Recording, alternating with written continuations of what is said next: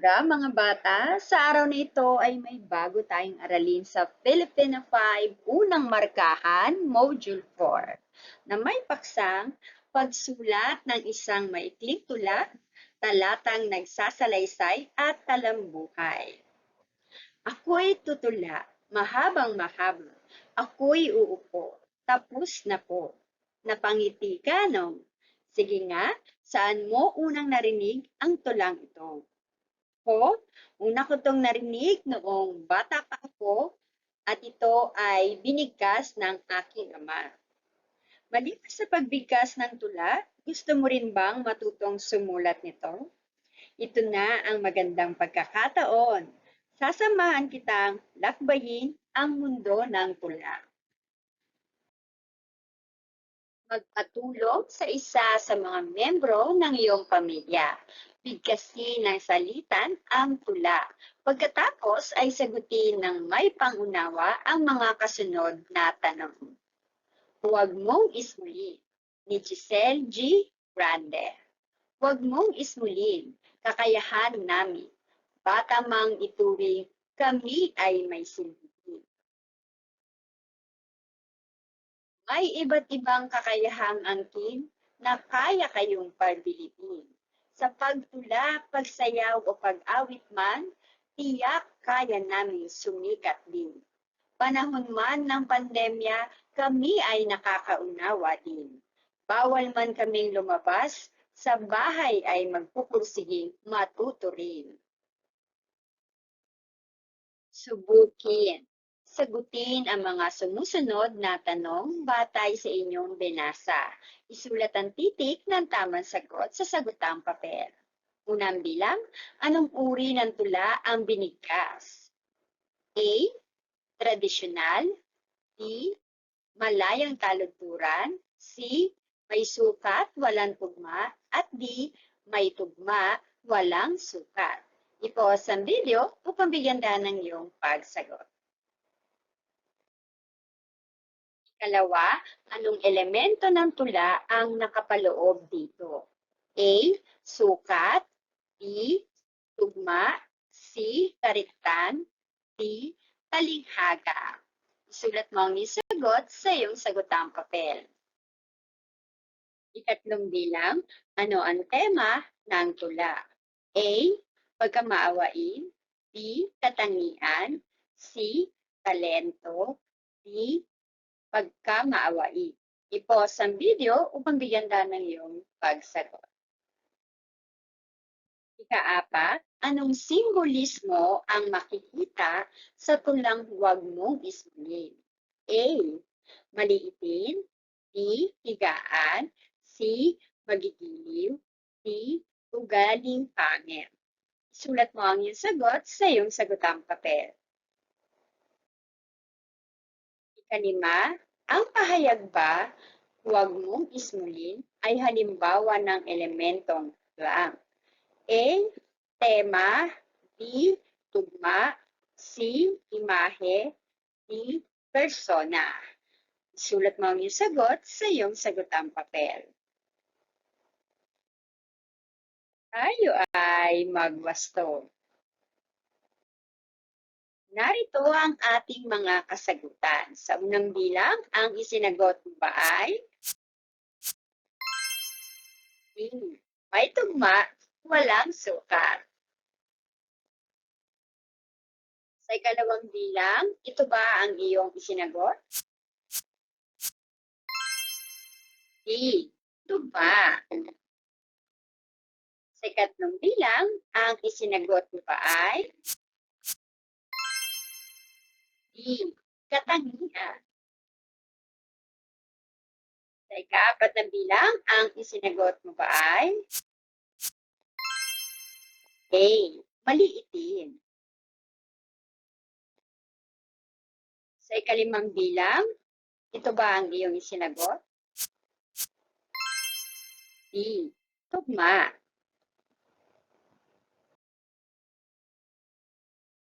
B. Basahin at unawaing mabuti ang kasunod na talata. Pagkatapos, piliin ang titik ng wastong sagot at isulat sa sagutang papel. Talata A. Ang Pamilyang Pilipino ang pinakamaliit na institusyon ng lipunan. Dito unang nahuhubog ang kagandahang asal ng mga bata na itinuturo ng magulang. Ang pamilya ang unang nasasandalan ng bawat miyembro sa tuwing nahaharap sa mga pagsubok sa buhay. Ito ang siyang gumagabay upang maging handa ang sinuman sa pagharap sa mga hamon sa buhay pagdating ng panahon. Ni Giselle S. Grande, DepEd Borongan, City Division. Alin sa mga sumusunod na pamagat ang angkop sa binasang talata? A. Ang pamilya. B. Ang pamilyang Pilipino. C. Ang problema sa pamilya. D. Biyaya ng Diyos ang pamilya. Isulat mo ang iyong sagot sa iyong sagutang papel. Talata B. Ang mga Pilipino ay kilala sa buong mundo sa iba't ibang larangan. Ang ilang halimbawa nito ay ang kilalang boksingero na si Manny Pacquiao, na isa ring senador ng bansa. Nagbigay siya ng karangalan sa bansa sa lahat ng kanyang mga laban na kadalasan ay sa ibang bansa ginagawa. Isa ring kilalang tao sa larangan naman ng musika, si Lea Salonga. Iba't ibang parangal ang kanyang natanggap. Ilan sa mga ito ay ang Laurence Olivier Award for Best Actress, Tony Award for Best Actress in a Musical Disney Legends at marami pang iba.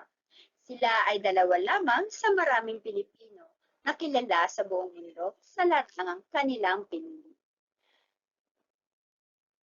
Ni Giselle G. Grande, DepEd Borongan, City Division.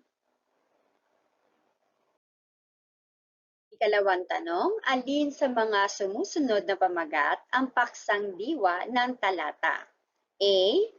Ang mga Pilipino ay mapagmahal. B. Ang mga Pilipino ay may kanya-kanyang pamamaraan. C. Ang mga Pilipino ay kilala sa iba't ibang larangan. At D. Ang mga Pilipino ay masigasig sa sining at mapagmahal sa kapwa. Sulat mo ang iyong sagot sa iyong sagutang papel. Talata C. Maraming tradisyon ang mga Pilipino. Isa na rito ang kapistahan. Bawat lugar ay may kinikilalang patrona ng mga Katoliko at ito ay kanilang pinaghahandaan. Sama-samang nagtutulungan sa paglilinis ang mga tao sa kanilang lugar. Ang bawat pamilya naman ay nagkakaisa sa pag-aayos ng kanilang tahanan. Isa pang tradisyon ang pagdiriwang ng Flores de Mayo. Ito ay ang debosyon sa mahal na Birhen ng mga Katoliko. Ginaganap ang ritual nito na tinawag na Santa Cruzan, kung saan ay binibigyan ng pagpupugay ang Reyna Elena. Nagkakaroon ng prosesyon ang nagkagandahang dilag kasama ang kanilang eskorte, palibot ng simbahan at karatig ng mga barangay nito. Ni Giselle G. Grande, DepEd Borongan City Division. Ikatlong bilang, alin sa mga sumusunod ang paksang pangungusap ng talata? A. Isa sa mga tradisyon nating mga Pilipino ay ang kapistahan. B. Ang bawat lugar sa ating bansa ay may kapistahang ipinagdiriwang bilang pasasalamat sa kanilang patron. C. Ang bayanihan ay ang pagtutulungan ng mga tao para sa isang gawain. At D. Maraming tradisyon ang mga Pilipino. I-pause ang video upang bigyan daan ng iyong pagsagot. Talata D. Si Eugenio S. Daza ay ipinanganak noong Nobyembre 5, 1870 sa Borongan, Eastern Samar. Siya ay nagmula sa mayamang angkan ng mga Daza. Nakatapos siya ng degree sa edukasyon noong 1888 sa Jesuit Escuela Normal de Maestros sa Maynila. Siya ay kinilala ng National Commission for Culture and Arts or NCCA bilang unang maestro sa Samar. Si Dasa ay ang Area Commander ng General Lukban para sa Samar at pangkalahatang commander at tactician ng Battle of Balingiga. Siya ay namuno sa laban na naging dahilan ng pagkatalo ng mga Kastila. Siya ay kinikilalang bayani ng probinsya ng Silangang Samar dahil sa kanyang kadakilaan noong kanyang panahon. Akda ni Giselle G. Grande, DepEd Borongan City Division. Ikaapat na tanong, alin sa mga sumusunod ang ipinahahayag sa akda? A. Kabuhayan ng isang tao. B. Buhay ng isang bayani. C. Kasaysayan ng bansa. D. Kinabukasan ng lipunan. Isulat mo ang iyong sagot sa iyong sagotang papel. Ikalima, ang akda ay halimbawa ng blank. A. Tula. B. Dula. C. Kwento. D. Talambuhay. I-pause ang video upang bigyan daan ng iyong pagsagot. Tayo ay magwasto. Narito ang ating mga kasagutan. Sa unang bilang, ang ating sagot ay D. Ang pamilyang Pilipino. Sa ikalawang bilang, ito ba ang iyong sinagot? C. Ang mga Pilipino ay kilala sa iba't ibang larangan. Ikatlong bilang, ito ba ang iyong isinagot? D. Maraming tradisyon ang mga Pilipino. Sa ikaapat na bilang, ang isinagot mo ba ay D. Buhay ng isang bayani. Sa ikalimang bilang, ito ba ang iyong isinagot? D. Talambuhay. Balikan. Balikan natin kung ano ang tula. Tungkol saan ang mga ito? Sige nga, hanapin natin sa loob ng puzzle ang maaaring paksa nito. Isulat ang sagot sa sagutang papel. I-pause ang video upang bigyan daan ng iyong pagsagot. Tayo ay magwasto. Narito ang ating mga kasagutan. Pag-ibig, kaibigan, kabuhayan, karanasan, pamilya. Tara na't basahin ang tula. Tingnan natin kung makakakuha tayo ng inspirasyon dito. Ang taong malusog, lubhang masayahin. Matalas ang isip at hindi sakitin. Kataway maganda at hindi patpatin, pagkat alam niya ang wastong pagkain. Busog ng katawan, dulot ng kinakain. Ang gulay at prutas dapat napiliin. Sa dilis at gulay, sa puso ng saging. Lalakas ang buto, titibay ang ngipin. Sagutin ang sumusunod na mga tanong. Isulat ang sagot sa sagotang papel. Ano ang tema ng tula? Bakit kailangang kumakain ng wastong pagkain? Itala ang mabubuting resulta ng pagiging malusog. Isulat mo ang iyong sagot sa iyong sagotang papel. Tayo ay magwasto. Narito ang ating mga halimbawang sagot. Sa unang bilang, ang tema ng tula ay pagiging malusog. Sa ikalawang bilang, bakit kailangan kumain ng wastong pagkain? Kailangan kumain ng wastong pagkain upang maging malusog at malakas. Sa ikatlong at ikalima, ang sagot natin ay malakas, masigla, matalas ang pag-iisip, masigla at aktibo. Suriin. Ang panulaan o tula ay isang uri ng sining at panitikan na kilala sa malayang paggamit ng wika sa iba't ibang anyo at estilo. Pinagyayaman ito sa pamamagitan ng paggamit ng tayutay. Ang mga likhang panulaan ay tinatawag na tula. Madaling makilala ang isang tula sapagkat karaniwan itong may batayan o pattern sa pagbibigkas ng mga huling salita.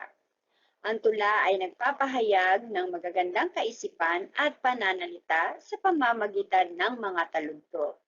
Ang kalipunan ng mga taludtod ay tinatawag na taludturan o saknong.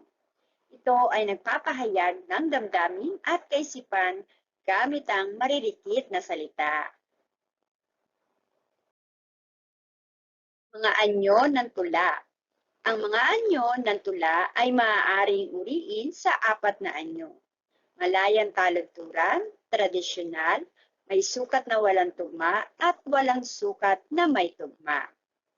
Una, ang malayang taludturan, ito ay tulang hindi sumusunod sa bilang ng pantig, walang sukat at tugma o sintunog, o yung tinatawag nating free verse poetry ang tawag nito sa Ingles. Halimbawa, pandesal sa umaga. Tuwing umaga, si Nena ay nagtitinda. Isang araw, mabibili din kita, sambit niya. Ikalawa, tradisyonal. Nagtataglay ng magkakatugmang salita sa hulihan o dulo ng bawat taludtod o linya sa bawat sakno. Halimbawa, aling pag-ibig pa ang hihigit kaya sa pagkadalisay at pagkadakila, gaya ng pag-ibig sa tinubuang lupa, aling pag-ibig pa, wala na nga, wala.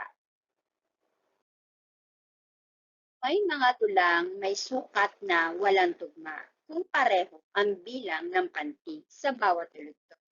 Ngunit hindi magkasingtunog ang bawat dulo o walang tugma. Halimbawa, "O Laura kong maganda, lagi kang nasa isip, di man lamang mawaglit dahil ika'y iniibig. Ni Hinita, Ginoo." Walang sukat na may tugma. Iba-iba ang bilang ng pantig sa bawat taludtod. Subalit magkakasintunog ang huling bahagi ng bawat taludtod. Halimbawa, kay gandang pagmasdan, bughaw na kalangitan. Paligid ay luntian, sadyang kaaya-ayang tingnan. Nihinita, Ginoo. Mga elemento ng tula. Una, sukat. Tumutukoy sa bilang ng pantig sa bawat taludtod. Ikalawa, tugma. Pagkakapareho ng tunog sa huling bahagi ng isang taludtod. Ikatlo, karektan. Maririkit na salita na ginagamit upang masayahan ang mga mambabasa na kalimitang nagtataglay ng malalim o matalinghagang kahulugan. Ikaapat, talinghaga. Mga salitang nagtataglay ng nakatagong kahulugan ng tula. Mga bahagi ng isang tula. Una, tema. Ito ang paksa ng tula. Ito ay maaaring tungkol sa pag-ibig, nasyonalismo, kabayanihan, kalayaan, katarungan, pagmamahal sa kalikasan, Diyos, bayan, at marami pang iba. Ikalawa, tugma. Ito ang pagkakahawig o pagkakapareho ng tunog ng huling salita sa bawat sakno. Tatlo, sukat. Ito ang bilang ng pantig sa bawat taludtod. Uri ng sukat. A. Wawalakuing pantig. B. Lalabing-dalawahing pantig. C. Lalabing-animang pantig. At D. Lalabing-waluhing pantig. Sa pagsusuri ng tula, mahalagang sangkap ang mga sumusunod. Imahe o larawang diwa o imagery sa Ingles. Ito ang mga salitang kapag binabanggit sa tula ay nagiiwan ng malinaw at tiyak na larawan sa isipan ng mambabasa. Persona, tumutukoy sa nagsasalita sa tula. Tono, ito naman ay ang namamayaning damdamin sa loob ng tula. Ito ay nangungutya, nagagalit, nagdaramdam, nagdadalamhati, naglalahad, at natutuwa. Simbolismo. Ito ay ang mga makabuluhang salita na nagpapasidhi sa guni-guni ng mga mambabasa, mga ginagamit na bagay na may isinasaad na kahulugan. Halimbawa, puting tela, kalinisan, kalapati, kalayaan.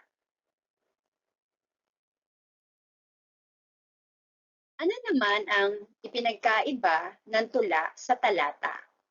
Ang talata ay binubuo ng isang pangungusap o lipon ng mga pangungusap na naglalahad ng isang bahagi ng buong pagkukuro, palagay o paksang diwa.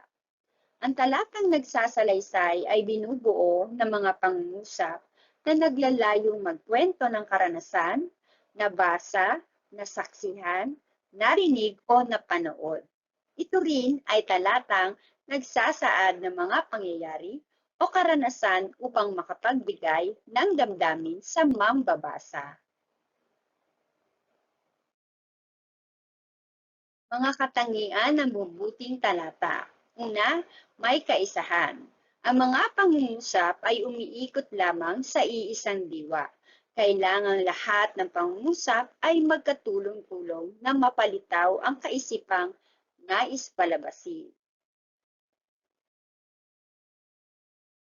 May iba't ibang klase ng pamilya sa mundo. May pamilyang dalawa ang magulang, may ilan na isa lamang habang ang iba'y mahigit pa sa dalawa ang kinikilalang magulang.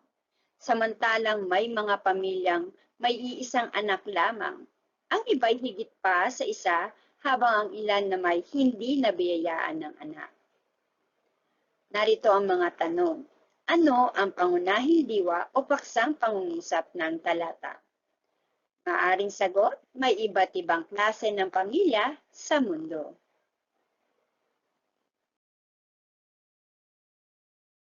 Ano-anong pangungusap ang sumusuporta sa pangunahing diwa?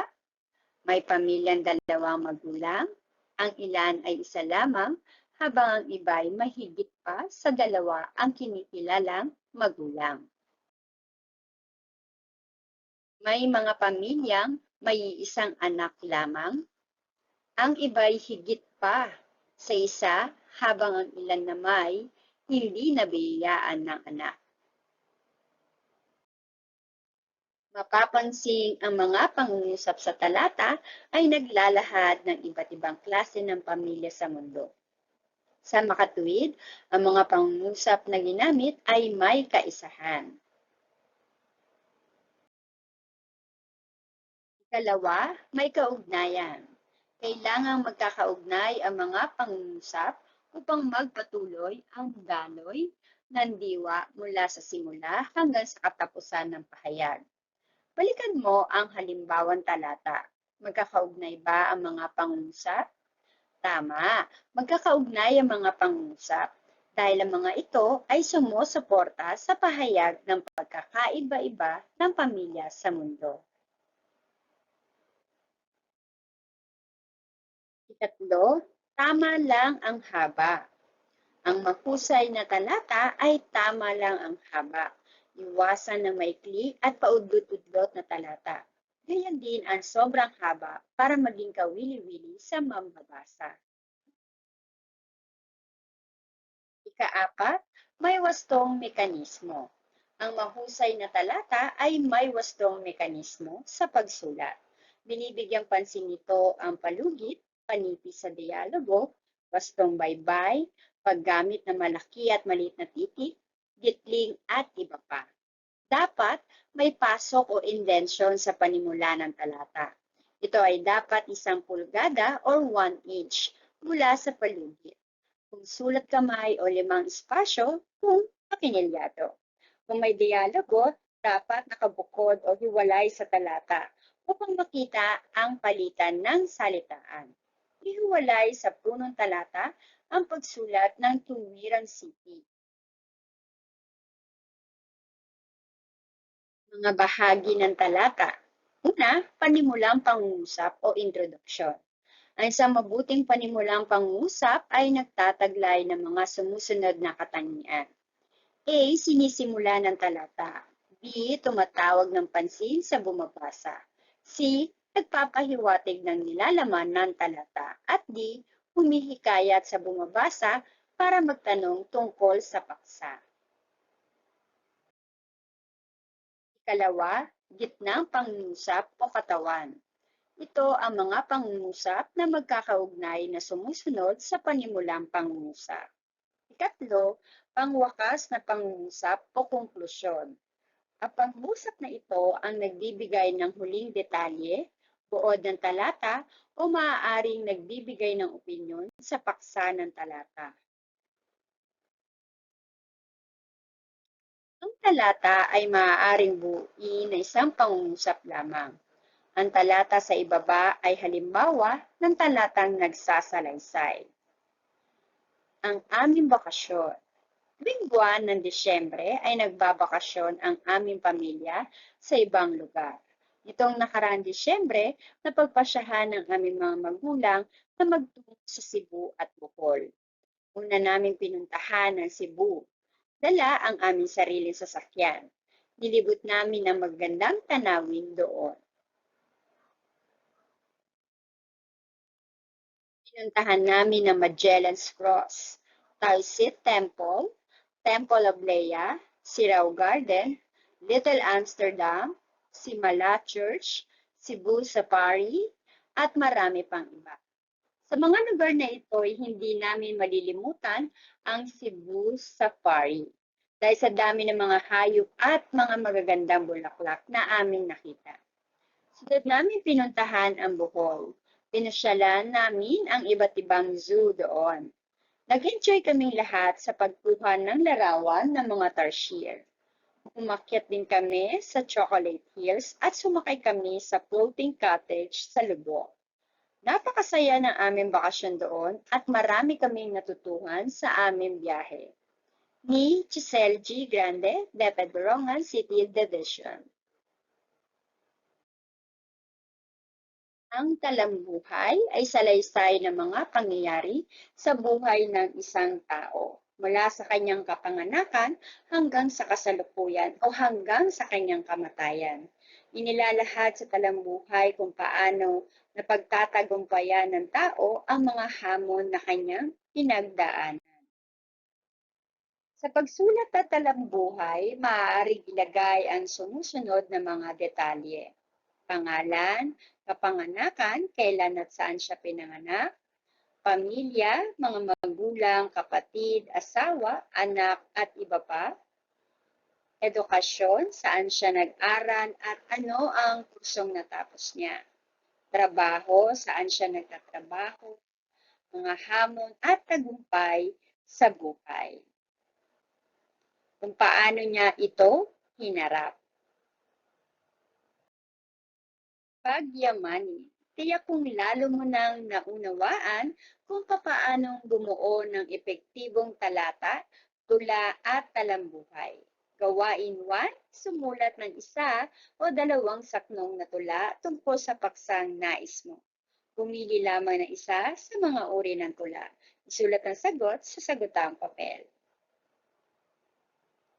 Maaaring malayang taludturan, tradisyonal, may sukat na walang tugma o walang sukat na may tugma. I-pause ang video upang bigyan ka ng iyong pagsagot. Tayo ay magwasto. Narito ang aking halimbawang sagot. Batang magalang.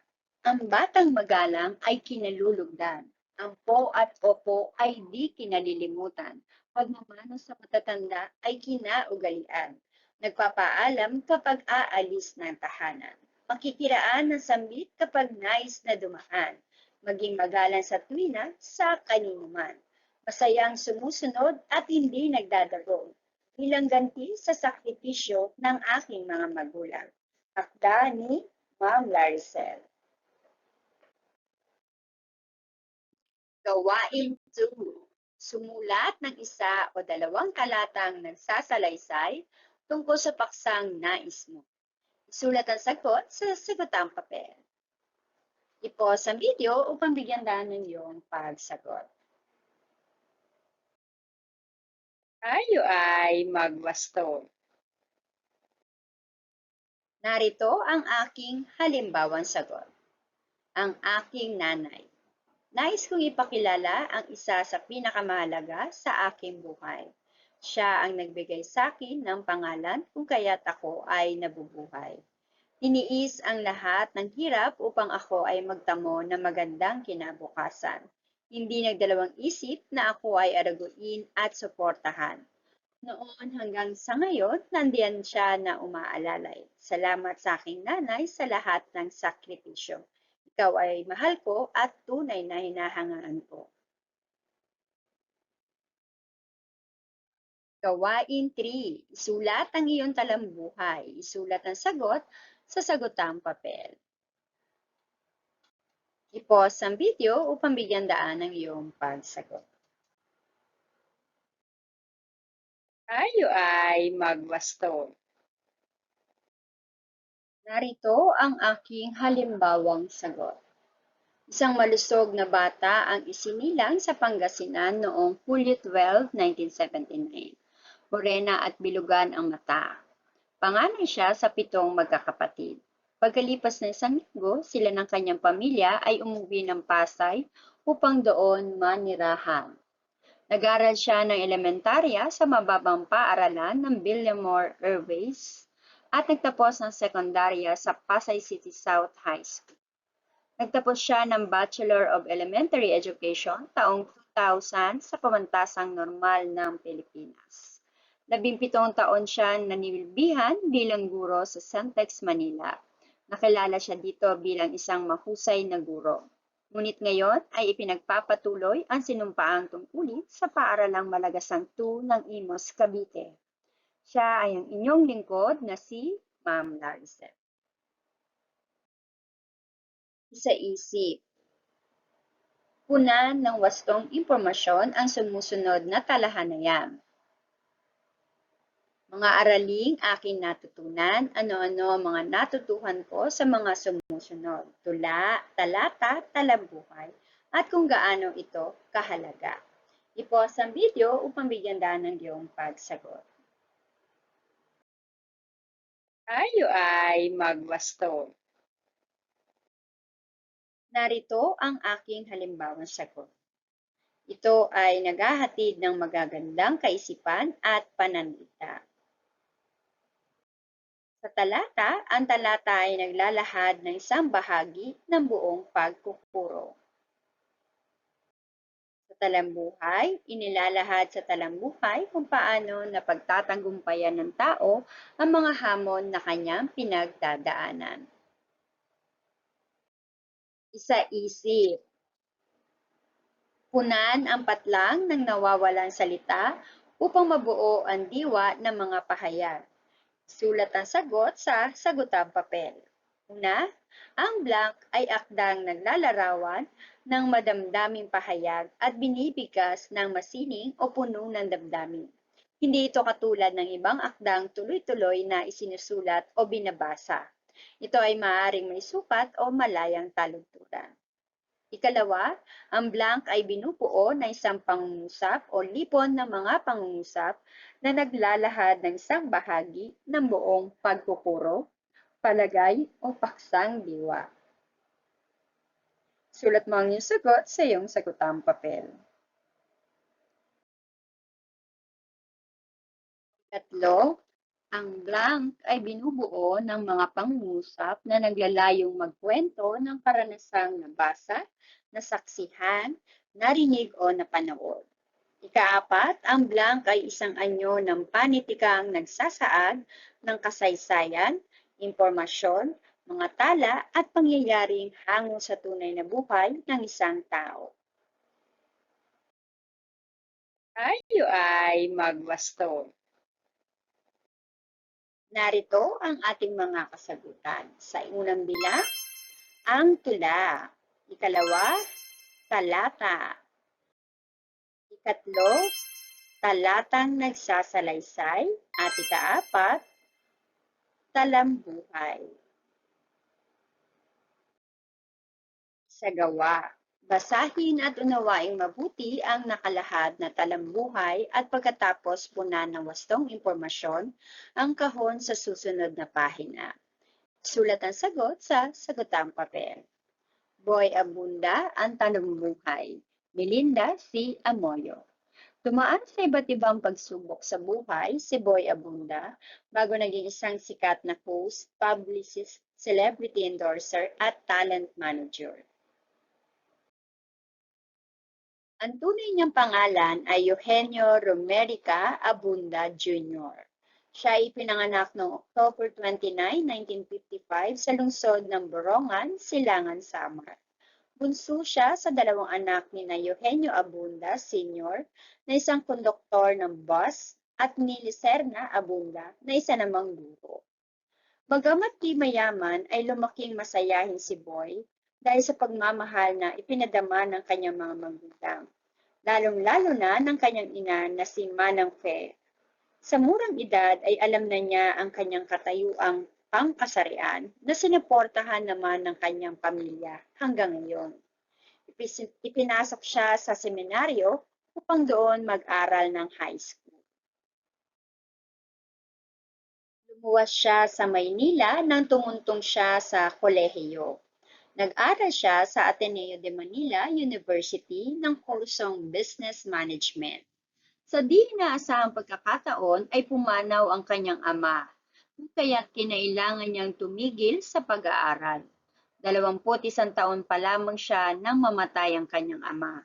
Napilitan siyang tumigil sa pag-aaral dahil sa di kayang tustusan ng kanyang ina ang gastusin sa paaralan. Nang matigil siya sa pag-aaral, tumanggap siya ng iba't ibang trabaho para lang mabuhay. Nakaranas siya ng gutom at naranasan din niyang tumira sa luneta. Subalit hindi naging hadlang ang kahirapang ito upang magtagumpay sa buhay. Ang kanyang ina ang isa sa naging inspirasyon ni Kuya Boy, sapagkat gusto niya itong bigyan ng magandang buhay. Ito ang naging motibasyon niya para lalong magpursige na gawin ang lahat para makamit ang inaasam na pangarap. Nag-aral siyang mag-isa, patuloy na nadagdagan ang kanyang kaalaman dahil sa hilig sa pagbabasa ng aklat, pang-teatro. Ito ay dahil rin sa pagmamahal niya sa teatro. Nagtrabaho siya bilang stage actor at assistant stage manager sa Metropolitan Theater. Dahil sa kanyang galing, husay at dedikasyon sa trabaho, naging assistant siya ni Conchita Sonico, ang theater administrator. Ayon kay Boy, malaki ang naitulong ni Tita Conching sa paghubog sa kanyang kaalaman at personalidad. Pagkatapos ng ilang taon, itinatag ni Kuya Boy ang Backroom, isang public relations firm. Naging public relations consultant siya ng GMA. Dito din nagumpisa ang kanyang karera sa pagiging tagapagsalita sa GMA. Unti-unting naabot ni Boy ang kanyang mga pangarap, lalo na nang lumipat siya sa ABS-CBN noong 1999. Naging tagapagsalita siya ng The Bus, Private Conversation, Homeboy, SNN Showbiz News Ngayon, at The Bottom Line with Boy Abunda. Naging tagapagbalita din siya sa programang Bandila. Noong 2009 ay bumalik siya sa pag-aaral sa Philippine Women's University at nagtapos siya sa kursong Bachelor of Arts in Communication at nakuha niya ang Master's Degree in Communication Arts sa taong 2011. Ngayon ay may titulo na siyang Doctor of Philosophy. Dahil sa kanyang sipag, tiyaga, determinasyon, talino at kabutihang asal, si Boy Abunda ngayon ay tanyag sa local showbiz industry. Siya ay tinaguriang King of Talk Show ng Pilipinas. Sinulat ni Melinda C. Amoyo, DepEd Borongan City Division.